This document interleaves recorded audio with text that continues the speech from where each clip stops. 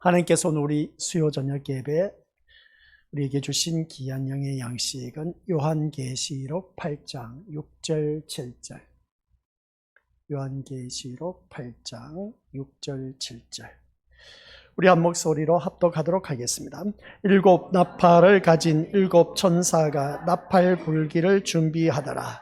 첫째 천사가 나팔을 부니 피 섞인 우박과 불이 나와서 땅에 쏟아지매 땅의 3분의 1이 타버리고 수목의 3분의 1도 다 타버리고 각종 푸른 풀도 타버렸더라. 아멘. 이 말씀은 하나님께서 하신 말씀을 통해서 주신 교훈의 제목은 첫째 나팔.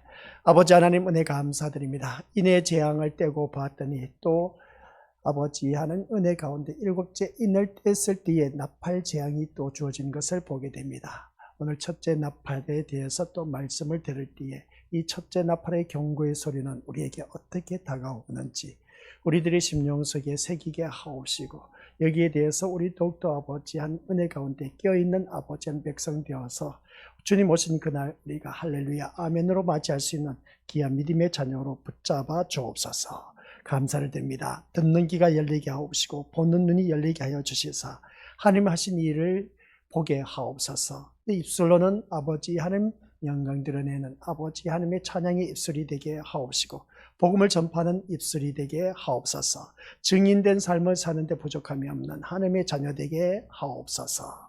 감사드리오며 예수님의 이름으로 기도드립니다. 아멘. 우리가 하나님 은혜로 구원받았다 하면서 주님 앞에 나오긴 나오는데 이렇게 우리가 수요 저녁 예배에 나와서 예배드린 나의 그 목적의식이 분명해야 된다라는 것 꼭 명심하시길 바랍니다. 무엇보다도 내가 세상 모든 것 다 내려놓고 주님 앞에 나왔다면 그러면 내가 이 시간 무엇을 바라보고 나왔는가, 이걸 우리가 한번 자기 자신을 통해서 점검해 보셔야 된다. 세상 것 바라보면 이것 다 물 건너간 그런 예배다라고 해도 과언이 아닌 것을 보게 됩니다. 우리는 이 세상 것을 바라보고 나온 것이 아니라 하늘의 것을 바라보고 하나님을 바라보고 우리 예수님만 바라보고 나온 그런 자리가 되어야 된다라는 걸 꼭 명심하시길 바랍니다. 구약에서나 신약에서나 나팔소리 하면 경고의 나팔소리입니다. 경고의 나팔소리인데 이 경고의 나팔소리가 하나님의 심판의 나팔소리가 될 수가 있는 것인데 요한계시록에서 나온 이 나팔소리는 우리가 8장에서 말씀하고 있는 나팔소리, 경고의 심판의 나팔소리다 라는 걸 꼭 명심하시기 바랍니다. 믿음 생활하면서 이 나팔소리가 늘 우리 귓가에 들려오고 있습니다. 들려오고 있는데 그것을 이게 나팔소리인지 아닌지 구분을 하지 못하니까 문제라는 겁니다. 우리 믿음의 식구들은 내가 하나님의 자녀라면 귀를 열어서 하나님 하신 말씀을 들을 수 있는 귀가 열려야 됩니다. 그러나 목자의 음성을 듣지 못한다 그러면 그가 양떼가 아니다라고 해도 간이 아니다라고 말할 수가 있음을 보게 됩니다. 그러면 양떼는 목자의 음성을 듣나니라고 한 것처럼 목자의 음성을 듣지 못한다 그러면 나는 마귀의 종이다 라고 해도 간이 아닌 것을 보게 된 것이죠. 이 자리에 앉아 계신 우리 믿음의 식구들 모두가 하나님이 하신 말씀에 귀를 기울이고 이게 하나님께서 나에게 주신 메시지 하나님의 말씀이구나, 우리가 그것을 받아들이고 그것을 따라 온전히 순종할 수 있는 믿음의 자녀가 되어야 된다는 걸 꼭 명심하시길 바랍니다. 오늘 또한 수요 저녁 예배 잘 나오셨습니다. 이 나온 자리가 헛되지 않도록 더욱더 주님 앞에 영광된 그런 복된 자리가 될 수 있도록 각자 껴있는 귀한 시간, 은혜 받는 시간, 오직 주님께 영광 돌려드릴 수 있는 귀한 시간이 되어서 아버지 한 뜻을 이루는 우리 모든 믿음의 자녀가 되시기를 주님의 이름으로 간절히 축원드립니다. 그래서 하나님은 그렇습니다. 예수님을 세상에 보내시고 십자가에 죽게 하심으로써 세상을 향한 하나님의 마음을 명확하게 드러내셨다라는 것을 보게 됩니다. 하나님의 마음을 드러내셨는데 어떻게 자기가 사랑하는 독생한 아들을 이 세상에 보내셨다라는 말씀입니다. 이 세상 왜 보내셨을까? 이걸 우리 한번 또 생각해 봐야 하지 않습니까? 늘 들어왔던 말씀이지만 이 시간을 통해서 다시 한번 더 점검해 보자는 겁니다. 한번 나름대로 한번 생각해 보시기 바랍니다. 이 거룩하신 하나님께서 그 아들, 독생하신 아들을 이 땅에 왜 보내셨을까? 라고 했을 때 이제 각자가 생각하는 것이 분분할 겁니다. 이렇쿵 저렇쿵 각자가 생각하는 것들이 다 다를 겁니다.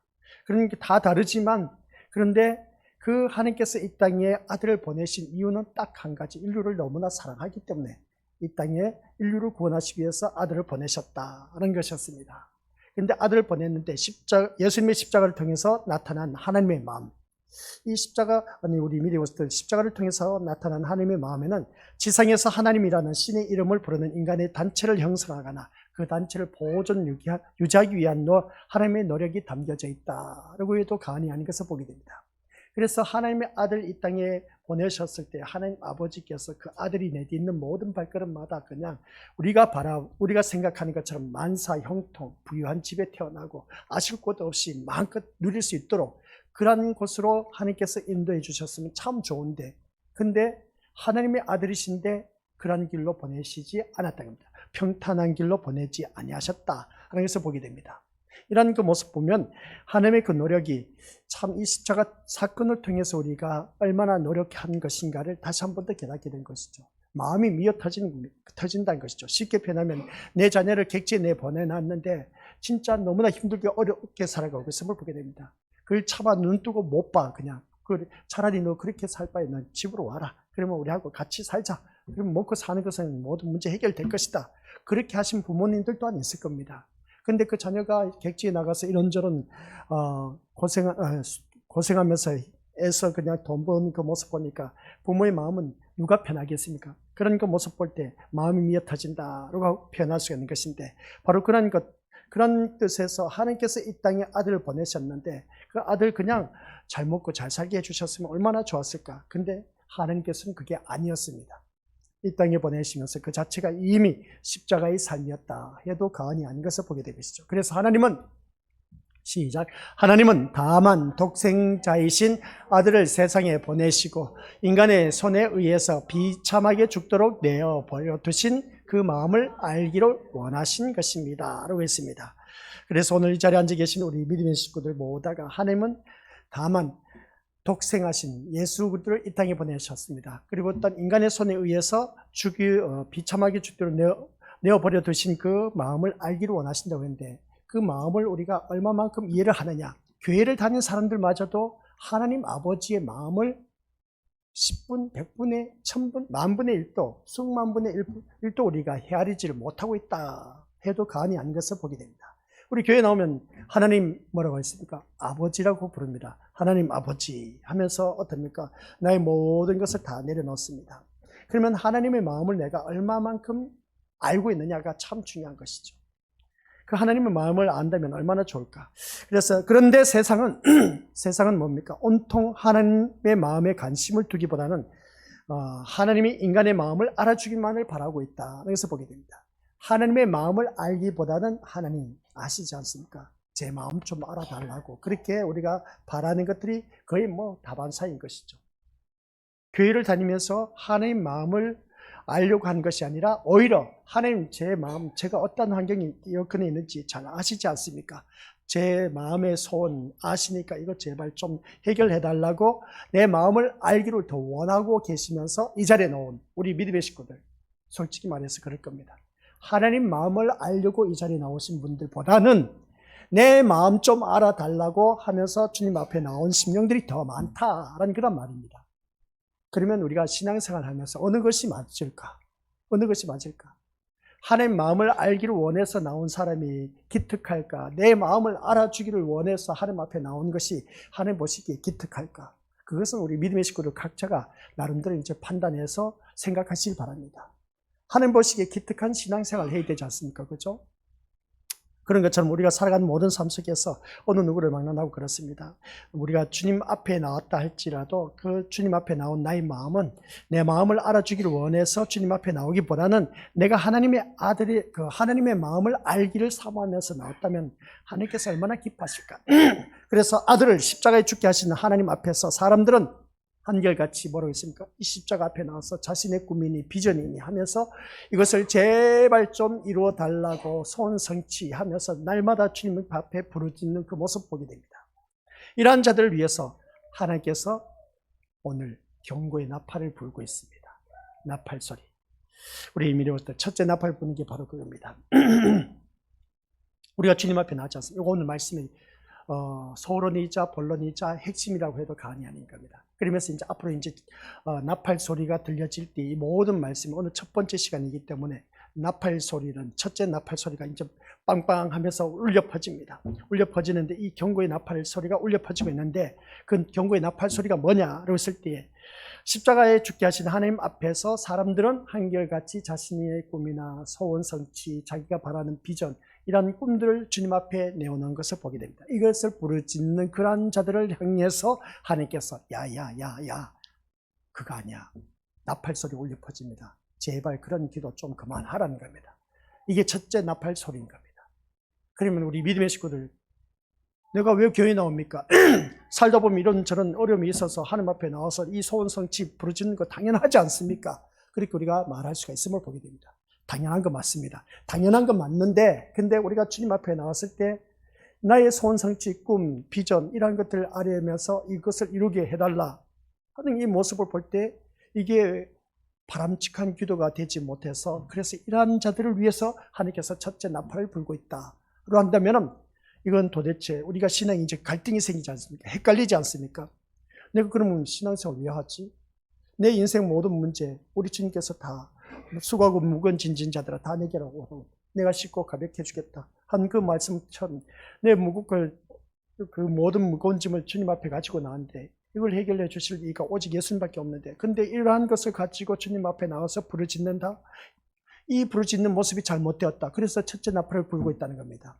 정길용 목사 이상하지 않을까 그렇게 생각하실지 모릅니다. 그죠? 근데 있지 않습니까? 한번 생각해 보시기 바랍니다. 왜 그러면 이게 경고의 나팔이 되느냐? 왜 이게 경고의 나팔이 되고 있느냐는 것이죠.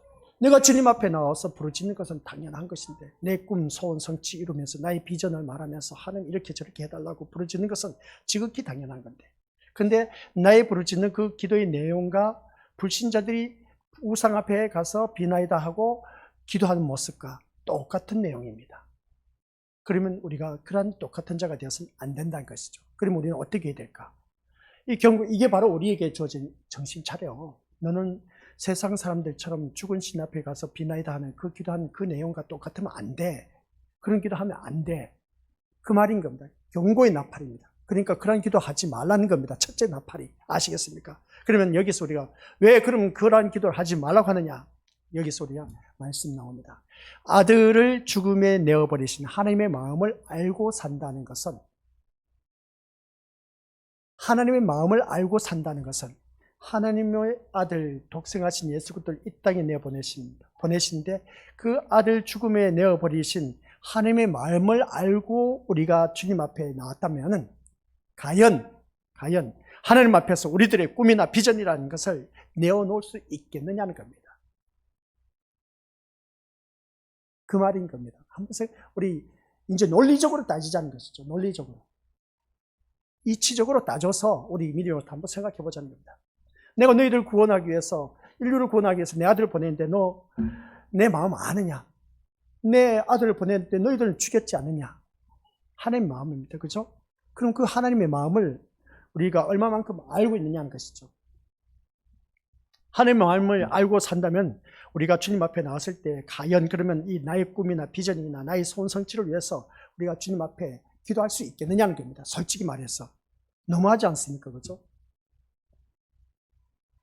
이 말씀을 들을 때 그러면 우리가 어떻게 해야 될까? 한번 앞에 말씀 나와 있습니다. 같이 읽어보죠. 시작. 아들을 죽음에 내어버리시는 하나님의 마음을 알고 산다는 것은 이 말씀 볼 때 하나님 앞에서 우리들의 꿈, 비전 이 내어놓을 수 없다는 겁니다. 그러면 아들을 죽음에 버리실 정도로 세상의 죄에 대해서 진노하신 하나님의 마음을 안다면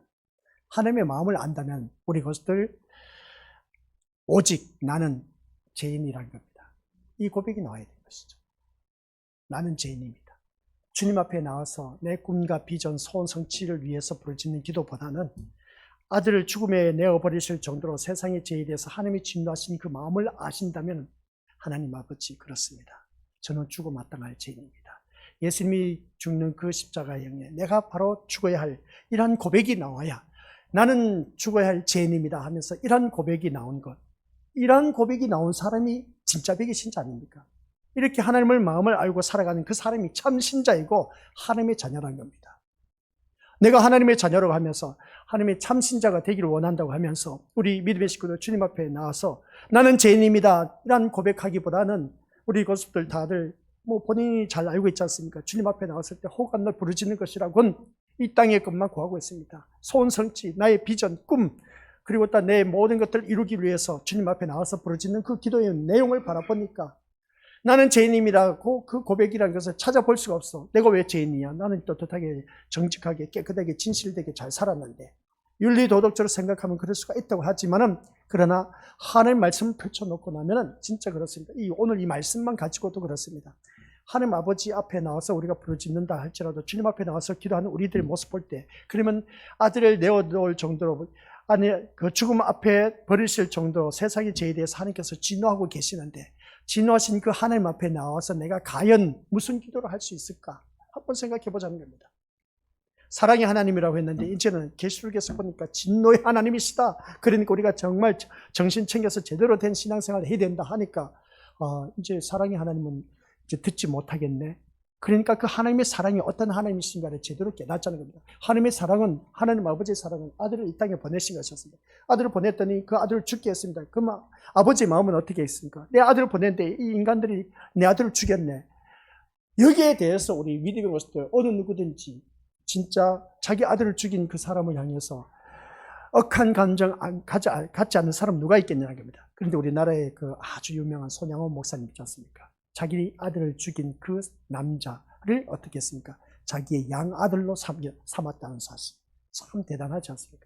사랑의 원자탄이라고 그렇게 고백하는 것을 보게 되는데 그런 그 모습 볼 때 우리 믿음의 모습들 여기서도 우리가 바로 그렇습니다. 참신자 그리고 또 우리 어느 누구든지 하나님의 자녀 이것은 하나님의 진노하신 그 진노하심 앞에 나와서 우리가 부르짖는 기도가 나의 소원 성취, 비전, 꿈 이런 것들을 이루어달라고 한다는 것은 진짜 이거는 해도 너무하지 않느냐. 그래서 우리가 주님 앞에 나왔을 때 하나님 앞에 부르짖는 기도는 주님 저는 죄인입니다. 죽어 마땅할 죄인이고 내가 십자가에 져야 할 그런 인간인데 이렇게 예수님 때문에 살게 해주셔서 너무나 감사합니다. 이런 고백이 나온 것이 바로 참신자, 하나님의 자녀로 말할 수가 있다. 그래서 보게 됩니다.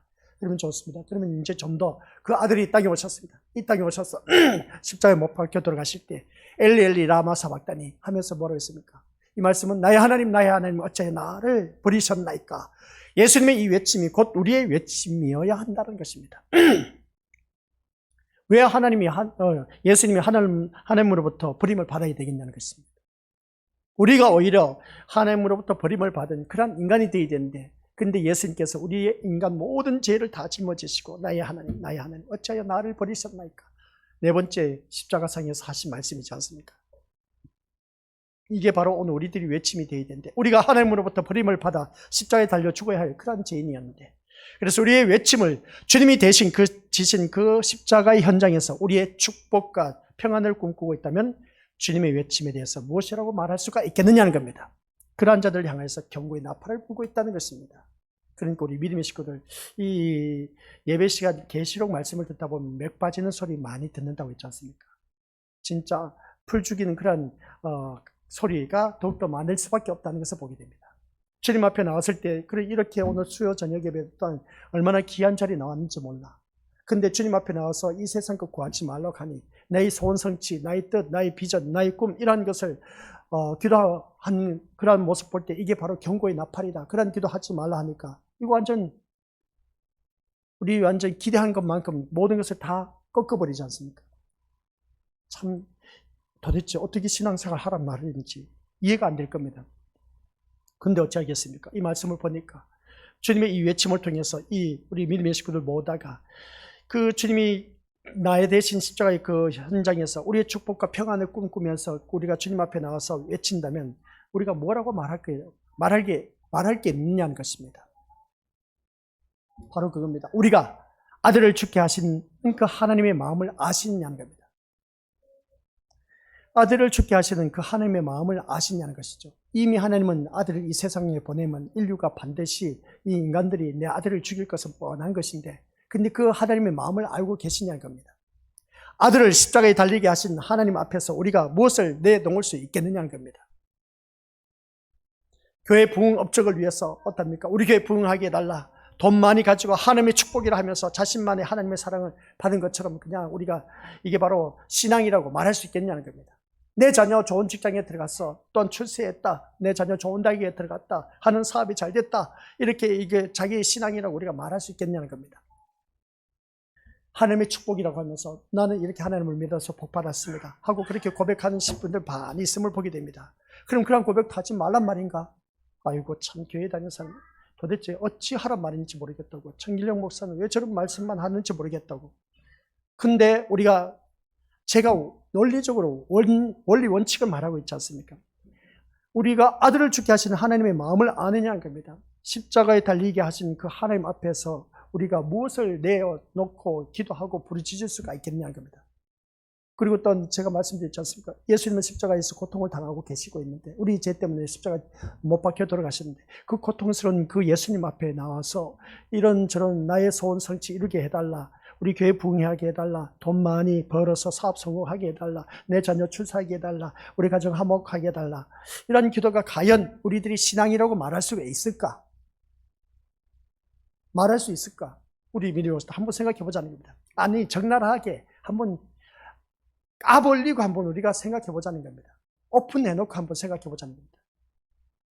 나를 위해서 돌아가신 그 십자가에 못 박혀 돌아가신 그 예수님, 그 고통 속에 계신 우리 예수님인데 근데 그 예수님 앞에 나와서 그 하나님 아버지 하면서 하나님 마음은 아예 저 멀리 가버리고 이 땅에 내보내신 그 아들의 그 마음, 미어터진 그 마음은 아예 저 멀리 해버리고 그러면 하나님 앞에 나와서 온통 부르짖는 것은 내 모든 자기 중심의 기도만 하고 있어. 그러면 이 기도가 과연 그 기도가 올바른 기도냐는 것이죠.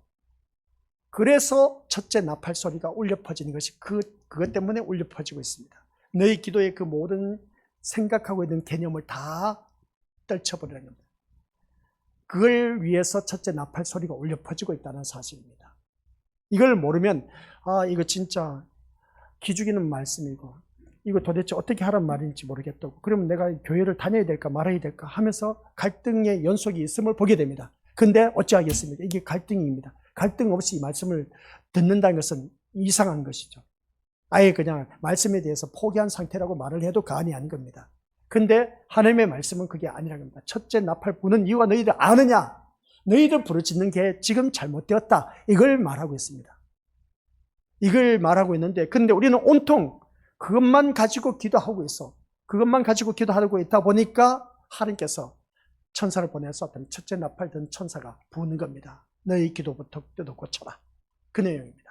그러면 이 말씀을 이제 우리가 요한계시록 앞에 넘겨가서 5장 6절, 6장에서 바로 봤을 때 이럴 때는 그 재앙이 나오지 않습니까? 6장에 가서 첫째 인부터 일곱째 인은 이제 8절에 와서 떼게 되는데 이 6장에서 다 여섯째 인을 떼는 것 그 순서 쭉 말하면 시간 많이 걸리니까 유튜브에 들어가서 많이 들어보시길 바랍니다. 그 인의 재앙인 겁니다. 이 나팔 소리는 경고의 소리입니다. 그럼 경고의 소리를 들은 우리들은 어떻게 될까? 그 경고의 소리가 첫 번째가 너희들 부르짖는 온통 기도 내용은 다 잘못되었다. 그러니까 제발 좀 제대로 된 신앙생활 하라.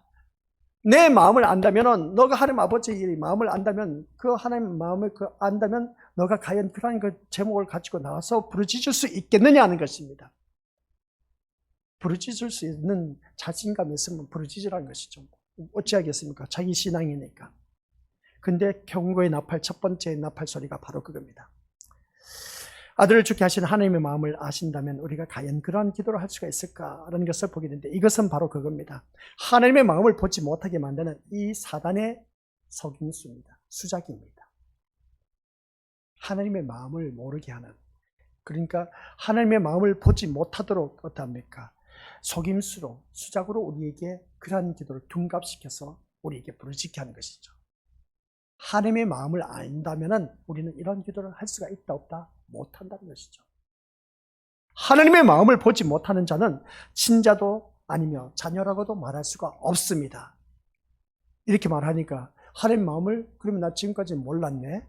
모르면서 어떻습니까? 모르는 걸 부르짖어 왔는데 응답받은 것도 있어. 참 희한하지 않습니까? 그죠?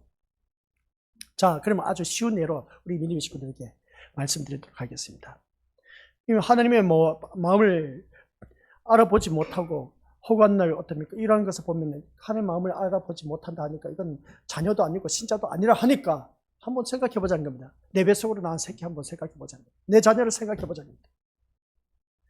부모 마음을 몰라준 자녀들을 바라볼 때 저놈이 도대체 내 새끼가 맞는지 모르겠다고 그런 적이 있을까 없을까? 있다는 겁니다. 부모는 아파 죽겠는데 이놈 자식이 철도 없이 와서 호가는 날 아빠 재산 팔아서 나에게 달라는 겁니다. 아파 죽겠는데 그 아버지 앞에 나와서 어떻습니까? 아버지 이제 살 날이 얼마나 남은지 알 수 없지 않습니까? 재산 팔아서 나한테 그 모든 걸 넘겨주고 가세요. 이렇게 말하는 자녀들의 모습이나 우리 미래에서 하나님의 마음을 모르고 주님 앞에 나와서 지금까지 하나님 나의 소원성취, 나의 꿈, 나의 비전 이루어지게 하여 주옵소서 부르짖는 기도나 다른 것 있으면 한번 말해보세요. 똑같지 않습니까? 우리 미래에서. 야, 저놈이 어떻게 내가 이렇게 아파 죽겠는데 저놈 자식이 저런 소리 할 수가 있을까? 아니 저놈 아이고 내가 진짜 저놈 자식 내 새끼라고 내가 말하기가 참 부끄럽다. 에라 이놈 자식아 두 번 다시 내 앞에 나타나지 마 하고 그렇게 호되게 야단치고 그냥 나가라고 했을 겁니다. 근데 우리가 그런 일들을 해왔다니까요. 그런 일들을 지금까지 해와서 신앙생활 하면서 참 낯짝 부끄러워. 철면피야. 얼굴이 천면피 깔았어. 양심에 뻥긋 났어. 철판 깔았어 그냥. 양심에 털 났어 그냥. 한마디로 표현하면. 사람으로서 도저히 있을 수 없는 일. 아니 아버지가 엄마가 아파 죽겠는데 이제 얼마만큼 살지 모르지 않습니까? 그러니까 아버지 죽기 전에 모든 것 자녀들에게 다 분배해주고 가세요. 이렇게 말하는 못돼 먹은 철없는 부질없는 그런 개망나니 같은 자녀 새끼를 볼 때에 부모의 마음은 진짜 어떻게 되겠습니까? 지금까지 내가 이렇게 일궈온 모든 재산을 이런 자식들 바라보니까 가관이 아니야. 부모 앞에서 그냥 서로 많이 가지려고 그냥 몸부림치는 그 모습. 그런 자녀의 모습이나 오늘 우리가 하나님 앞에 나가서 부르짖는 기도의 내용을 볼 때나 똑같아 그냥. 똑같아.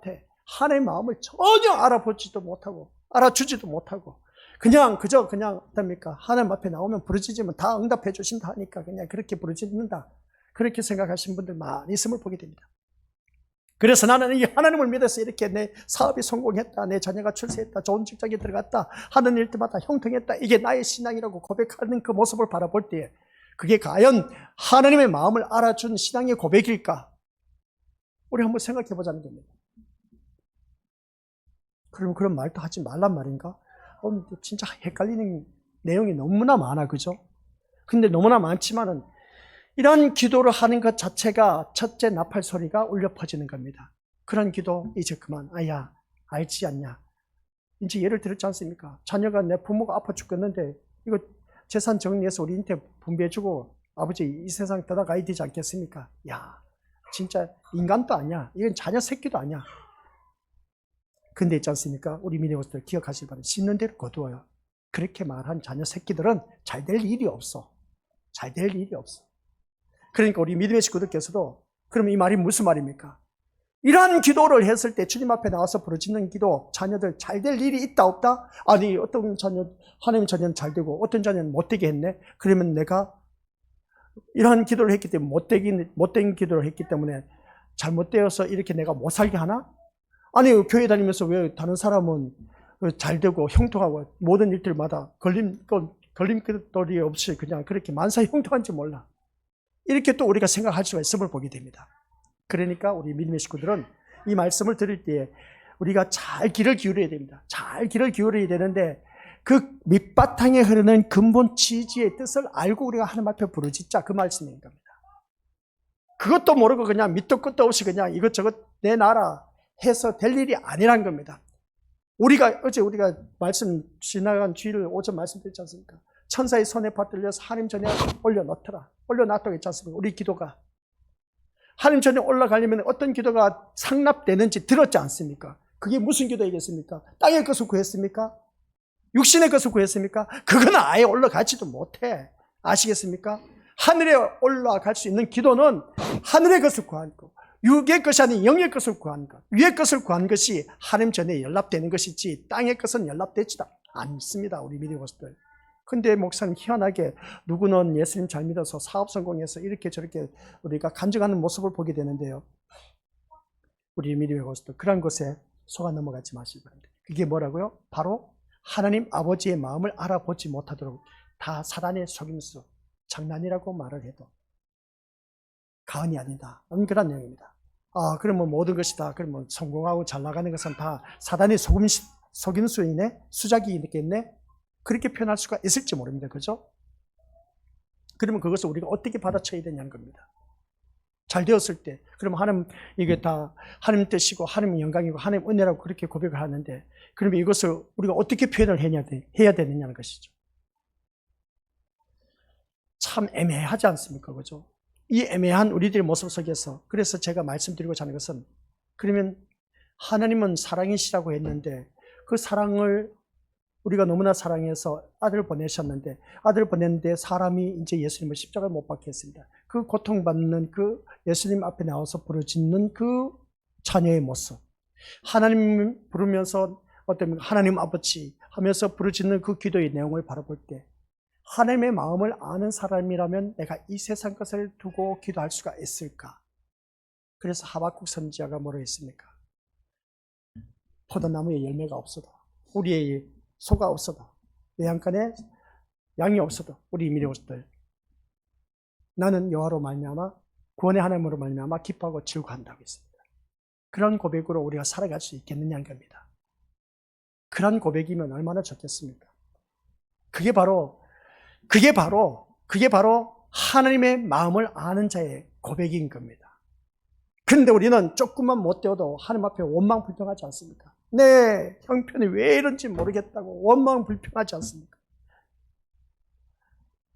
그렇다고 해서 내가 하나님 앞에 내가 못한 것이 뭐가 있냐는 것이죠. 근데 우리 미리오스들, 그것은 각자의 자기 기준에서 얽매여서 살다 보니까 그게 뭐라고 하는지 아십니까? 첫째인, 둘째인, 셋째인, 넷째인을 떼고 보니까 그렇습니다. 그게 무슨 내용이었습니까? 자기 믿음 갖고 신앙생활을 했다는 겁니다. 자기 믿음이란 것은 자기가 만들어 놓은 예수라는 우상 앞에 나와서 부르짖고 기도했던 것밖에 없습니다. 성경에서 말씀하신 예수님 앞에 나와서 부르짖는 기도가 없었다는 것이죠. 자기가 만들어 놓은 하나님이라는 우상 앞에 나와서 하나님 이것 들어주시옵소서, 저거 들어주시옵소서, 자기 믿음 갖고 신앙생활을 했다는 겁니다. 그거는 신앙생활이 아니라 종교생활과 다를 바 없다. 아시겠습니까? 그래서 우리는 어느 누구를 막론하고 우리 믿음의 식구를 기억하라는 것이죠. 자기 의지, 자기 믿음으로 우리가 신앙생활할 것이 아니라고 했습니다. 이게 바로 오늘 우리들의 신앙 고백이 되어야 되는데, 그런 신앙 고백이 되면서 우리가 어떤 신앙 고백을 해야 될까? 이 셋째인을 뗐을 때 넷째인이 아니고 셋째인이었습니다. 우리가 왜 이렇게 못 살까 했을 때 누구는 잘 살고 누구는 못 사는데, 그때 제가 말씀 뭐라고 했습니까? 아니, 교회 다니면서 누구는 잘 살게 해주시고 누구는 참 가난하게 찌들어지게 가난하게 살게 하고, 이게 어찌 공평하신 하나님입니까? 사랑이 많으신 하나님이라고 말할 수 있습니까? 그럼 잘 사는 사람은 사랑을 많이 받았네? 그러면 못 사는 사람은 사랑을 못 받았기 때문에 못 살게 했네? 누구든지 그렇게 말할 수가 있음을 보게 됩니다. 저 사람은 진짜 하나님의 사랑을 많이 받아서 저렇게 잘 되는데 우리는 왜 이렇게 살아가야 되는지 모르겠다고, 그런 사람들이 얼마나 많은지 몰라요, 교회 다니면서. 그래서 셋째인을 떼고 보니까 바로 그런 일들이 일어난 겁니다. 검은 말이 나타나는 것입니다. 검은 말이 나타났을 때 그게 뭐였겠습니까? 거기서 자기 믿음, 자기 의지, 의존한 자기 믿음을 갖고 신앙생활을 했던 것이 다 잘못되었다는 겁니다. 무슨 말이겠습니까? 예수 그리스도를 믿는 믿음으로 주님 앞에 나오라고 했습니다. 예수 그리스도를 믿는 믿음으로 주님 앞에 나왔을 때는 그런 거 보이지 않는다는 겁니다. 세상 것이 보이지 않는다. 우리는 온통 그냥 교회를 다니면 세상 잣대의 기준이 돼서 세상에서 뭔가 눈앞에 가시적인 것이 잘 되면은 그게 다 하나님 은혜고 축복이다, 그렇게 생각하는 것을 보게 됩니다. 그래서 그때 말씀하는 것이 뭐였겠습니까? 자기 믿음 갖고 신앙생활 할 것이 아니라 예수 그리스도를 믿는 믿음을 가지고 주님 앞에 나와라. 그러면 우리가 시험 들릴 일이 없다. 원망불평 소리가 나올 수가 없다. 그래서 각자에게 주어진 역할만 잘 감당하다 보면 우리가 하나님 나라에 가게 된다. 그래서 거지 나사로 예가 나왔지 않습니까? 거지는 일평생 거지 역할을 하다가 하나님 나라에 갔습니다. 그럼 우리는 거지보다 더 나은 인생 아니냐? 그러면 거지보다 더 나은 인생이면 우리는 더욱더 하나님 앞에 감사하면서 나에게 주어진 거 그냥 감사하면서 주님 앞에, 주님 오시는 그날까지 가자는 겁니다. 근데 우리는 그러지 못하고 그냥 허구한 남과 비교해서 그냥 우리는 못하니까 그냥 오망불평 소리만 하는 우리들의 모습 볼 때 이게 과연 하나님의 마음을 아는 사람일까? 아니란 것이죠. 그래서 우리가 성경 말씀을 바라보니까 요한복음 15장 13절부터 15절 말씀 내용인데 같이 읽어보도록 하겠습니다. 시작. 사람이 친구를 위하여 자기 목숨을 버리면 이보다 더 큰 사랑이 없나니 너희는 내가 명하는 대로 곧 나의 친구라. 이제부터는 너희를 나의 종이라 하지 아니하리니 종은 주인이 하는 것을 알지 못함이라. 너희를 친구라 하였노니 내가 내 아버지께 들은 것을 다 너희에게 알게 하였음이라. 아멘. 이 말씀이 뭐겠습니까? 내 아버지께서 들은 것을 다 너희에게 내가 알게 하였음이라. 그러면서 그 바로 위에 보니까 너희를 친구라 하였다. 오늘 이 자리에 앉아 계신 우리 믿음의 예수님을 우리를 뭐라고 했습니까? 친구라고 했답니다. 친구니까 친한 친구는 속 이야기 다 한다고 했지 않습니까? 그죠? 그게 절친입니다. 아주 절친한 친구. 절대 없어서는 안 될 친구, 절친인 겁니다. 그러면서 그런 친구에게 뭡니까? 내가 아버지께 들은 것을 내가 너에게 다 알게 하였습니다. 예수님을 우리가 얼마나 가까이 했느냐는 것이죠. 예수님을 가까이 한 사람은 하나님의 뜻을 알고 하나님의 뜻을 우리에게 다 알게 해주셨다는 겁니다. 누가? 친구이신 예수님이. 그런데 우리는 하나님의 뜻도 몰라. 하나님의 마음도 100분도 1000분, 수억만 분의 1도 우리가 이해하지 못한 우리들의 모습을 보게 됩니다. 여기서 말씀을 바라봤을 때 예수님의 친구로 일컬음을 받을 수 있는 자는 예수님이 명하시는 대로 하는 자입니다. 아시겠습니까? 예수님의 친구로 일컬음을 받을 수 있는 그러한 자는 누구냐 했을 때 예수님이 명하신 대로 사는 자입니다. 이게 바로 친구라고 말하는 것입니다. 그런 자에게 하나님께서 하신 말씀을 내가 너에게 다 알게 하였음이라고 하는 것을 보게 됩니다. 이것은 기도한다거나 헌금하는 그런 행위를 의미하는 것이 절대로 아닙니다. 착각 속에 또 말씀 듣지 마시길 바랍니다. 예수님은 하나님의 마음을 알았습니다. 예수님은 뭐라고요? 하나님 아버지의 마음을 알았습니다. 하나님의 마음을 알았기 때문에 그 십자가를 짊어지셨습니다. 하나님의 마음을 알았기 때문에 우리 믿음의 식구를 십자가에 죽었습니다. 만약에 예수님이 하나님의 마음을 몰랐다면 나의 하나님 어째 나를 버리셨나이까 하면서 그렇게 부르짖을 수밖에 없습니다. 이게 인간의 모습입니다. 그래서 6번째 다 이뤘다고 그렇게 표현하지 않습니까? 하나님의 마음을 알았기 때문에. 그러면서 마지막에 아버지여 내 영혼을 아버지 손에 부탁하나이다. 참 우리도 마지막에 갈 때는 아버지여 내 영혼을 아버지 손에 부탁하나이다. 살려고 발버둥 치지 마시고 아시겠습니까? 그래서 아프면 아픈 대로, 가난하면 가난한 대로, 잘 살면 잘 사는 대로 그 마음 중심에 오직 우리 예수님만 살아있으면 그 심령이 하나님 나라에 가게 되어 있습니다. 그걸 우리가 가져야 되지 않습니까? 근데 우리가 주님 앞에 나와서 부르짖는 기도, 이제 세상 것, 내가 기도하다가 세상 것 구하면 큰일 나겠네. 그래요. 이게 경고의 나팔입니다. 하지 마세요. 하나님, 저는 죄인입니다. 이런 죄인, 이 거룩한 자리에 불러주셔서 너무나 고맙습니다. 하나님 백성되게 해주셔서 너무나 고맙습니다. 더더욱더 하나님을 가까이 하시고 하나님 마음을 알 수가 있고 하나님을 읽을 수 있는 그런 하나님의 자녀가 되기를 원합니다. 이러한 기도하면 얼마나 좋을까? 그러면 주님이 뭐라 하는지 아십니까? 이미 너희가 구하지 않아도 너희에게 있어야 할 것이 무엇인지, 필요한 것이 무엇인지 내가 다 알고 있다는 겁니다. 그러면 내가 다 허락해 줄게. 나의 하나님이 그리스도 예수 안에서 영광 가운데 그 풍성한 대로 너희 모든 쓸 것을 다 채워주신다. 빌립보서 4장 19절 약속했지 않습니까? 그리스도 예수 안에서, 말씀 안에서 사는 그 자체가 우리 믿음의 것들, 내가 너희 모든 것을 내가 풍성하게 다 채워주신다고 약속했지 않느냐는 겁니다. 약속했다면 그 말씀을 우리가 믿으시길 바랍니다. 아니, 나는 이거 갖고 싶은데 하나님께서 허락하지 않으셔. 그러면 거기서 그냥 멈추세요. 하나님 안 주신데 왜 거기서 아둥바둥 달라고 부르짖느냐는 것이죠. 그러면 부르짖지 말란 말인가? 참 나온 이렇게 보니까 이런 말도 많고 저렇게 하니까 저런 말도 많고, 그러면 도대체 어떻게 하는 것인지 모르겠다고. 목사님 그렇게 그냥 아리까리, 그러니까 명확한 답을 주시면 괜찮은데 왜 이렇게 말씀을 던져놓고 이렇게 또 대받아치십니까? 여기서 왜 우리 미디어들에게 이런 말씀을 전하는지 아십니까? 이제 각자 그것은 알아서 챙겨서 자기 밥그릇 자기가 챙기시길 바랍니다. 밥상을 차려놔서 아이들 밥을 먹습니다. 자기가 먹고 싶은 반찬만 찾아 먹는 거면 야 이놈 자식 그것만 먹으면 안 돼. 골고루 먹어야 돼. 부모가 다 그렇게 말하지 않습니까? 근데 이놈 자식 바라보니까 오건날 자기 입에 맞는 것만 반찬만 계속 먹고 있네. 못 꺾어요 우리 미니고스들. 그렇게 먹으면 안 돼. 건강을 위해서라도 이것저것 다 먹어야 돼. 그렇게 말하지 않습니까? 바로 우리가 그렇게 돼야 될 겁니다. 신앙생활 하는 데 있어서 이런 소리 저런 소리 들으면서 그것을 다 내가 소화시킬 수 있는 그런 능력으로 말씀을 받아들일 수 있는 역량이 되어야 된다고 합니다. 그래서 그릇이 준비된 것만큼 하나님께서 허락해 주시는 겁니다. 어떤 그릇을 준비하느냐? 준비된 자에게만이 주신 겁니다. 받아 누릴 수가 있다는 것이죠. 내가 준비되지 못한 그릇을 갖고 있으면 우리가 백날 세상 것 가지고 채우려고 해보세요. 채울 수가 없습니다. 이 세상과 다 똑같도 없는데. 예수님은 뭐라고요? 하나님의 마음을 알았습니다. 자신을 세상에 보내신 것이나 십자가에 달려 죽게 하신 아버지의 마음을 알았다는 것입니다. 누가? 예수님이 아버지의 마음을 알았다는 겁니다.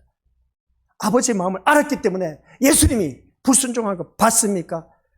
내 뱃속으로 낳은 새끼는 아버지, 엄마의 마음을 몰랐기 때문에 불순종하고 오히려 마음 아프게 하고 속썩이는 그런 모습을 보게 되는데 우리 비니고스들 내 새끼, 내 뱃속으로 낳은 자녀 새끼도 내 말 안 들으면 어떻습니까? 부모의 말 안 들으면 아유 저 인간 내가 꼴도 보기 싫다고 내 눈에 흙 들어가기 전에는 절대로 내 앞에 나타나지 말라고 그렇게 막 소리 지르면서 화를 내는 경우가 많이 있지 않습니까? 어찌 저런 놈이 있는지 모르겠다고 저놈이 어떻게 내 새끼라고 내가 말할 수 있는지 내가 부끄럽다고 저놈 새끼 때문에 내가 진짜 화가 미쳐서 내가 오래 살지도 못하겠다고 그렇게 표현한 경우가 많다 적다 있다는 겁니다.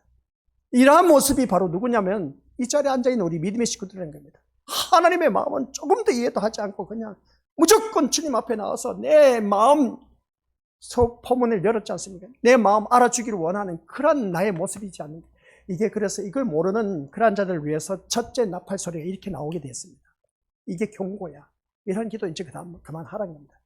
이제 교회 나오면 우리 이것들 하나님 마음을 알기 위해서 나오자는 겁니다. 하나님 마음을 알기 위한 것이 뭐겠습니까? 하나님 뜻을 구하는 겁니다. 하나님 뜻을 어떻게 구합니까? 그래서 우리가 기도를 할 때 내가 내 원대로 기도하지 마시고 아버지 하나님 교회 나왔을 때 제가 일찌감치 말씀드렸습니다. 기도의 지름길이라고 하면서 하나님 이 시간 난 기도할 줄 몰라요. 아니요. 기도할 줄 모르는 게 아니라 안 하려고 하니까 안 하는 겁니다. 그러니까 모르는 겁니다. 기도는 있지 않습니까? 모르면 물어요. 물어보면 하나님께서 깨닫게 해주셔. 하나님 제가 무슨 기도를 할까요? 어떻게 기도를 할까요? 제가 할 기도를 가르쳐 주세요. 이렇게 한번 물어봤습니까? 우리 믿음의 식구들. 이게 바로 기도야. 하나님의 마음을 아는 기도야. 그냥 주님 앞에 나와서 그냥 이것저것 다 늘어놓고 그냥 다 부르짖어 놓고는 어떻습니까? 이러고 달라는 겁니다. 좋아요. 그렇게 기도했으면 괜찮습니다. 그거 잘하셨어요. 잘 부르짖어서 마지막에 해야 할 기도가 또 한 가지 있습니다. 예수님은 이 모든 기도 나의 원대로 마옵시고 아버지의 원대로 이루어지기를 원하나이다.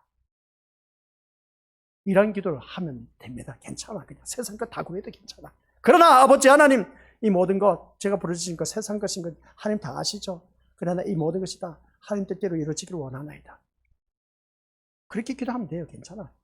근데 이제 좀 더 성숙한 사람은 그게 아니고 일찌감치 하나님 제가 주님 앞에 나와서 주님 오늘 이제 기도 담당자고 그러면 그럽니다. 내가 어떤 기도를 할까요? 오늘 이 예배를 위해서 무엇을 기도할까요?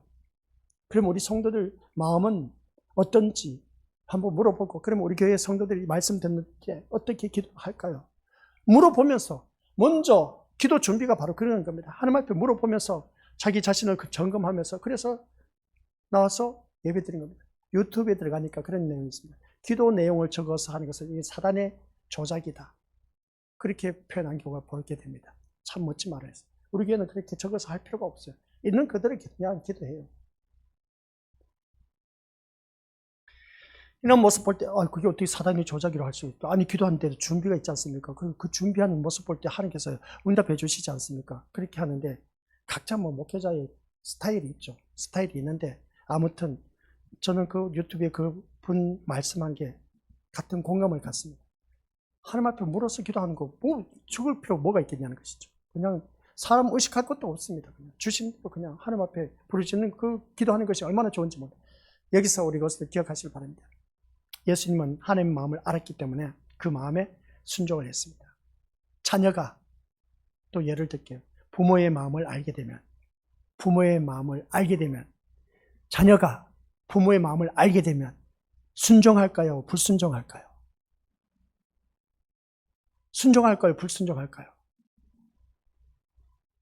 그럼 불순종하는 자는 부모의 마음을 안다 모른다? 잘 아시네. 우리가 하나님의 마음을 안다면 왜 불순종하느냐는 겁니다. 하나님 마음을 모르니까 불순종하는 것이죠. 하나님의 마음을 알면은 우리 믿음의들 불순종할 수가 없어요. 아주 쉬운 얘기가 들지 않습니까? 내 자녀가 속썩이다 이제 깨달아서 철들어서 부모의 마음을 알았어. 그러다 보니까 지극정성으로 지금까지 부모를 속썩이다 보니까 부모의 마음을 알다 보니까 어떻습니까? 지금까지 살아온 건 내가 진짜 철없이 굴었기 때문에 부모님, 아버지, 엄마, 어머니 용서해 주세요. 저 이제부터 잘 살게요. 눈물 흘리면서 그냥 용서를 구해. 그러면 부모는 어떻습니까? 같이 울면서 어떻습니까? 그래 이놈 새끼야. 네가 지금까지 나를 속썩이 이제 철들었네. 그러면서 그 자녀 새끼가 진짜 어느 누구보다도 그냥 철들어서 너무나 부모 마음을 잘 이해하고 잘 섬겨. 우리가 그런 마음을 갖고 주님 앞에 나와야 됩니다. 우리가 아시겠습니까? 너 잘 먹고 잘 살아고 내가 밀어줬지 않느냐?